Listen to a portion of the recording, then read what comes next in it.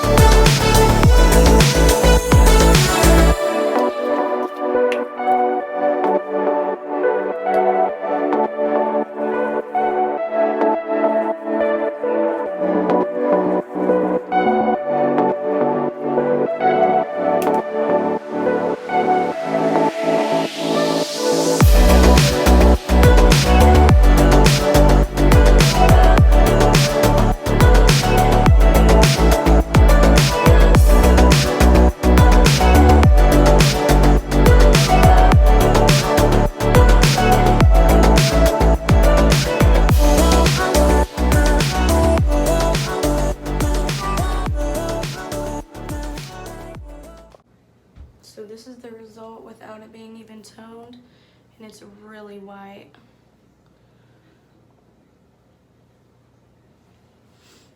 So I think it's gonna turn out really good, and it feels really soft also. So I use this to wash it out. I get this from Sally's. This conditioner works really well. Luxe, also from Sally's.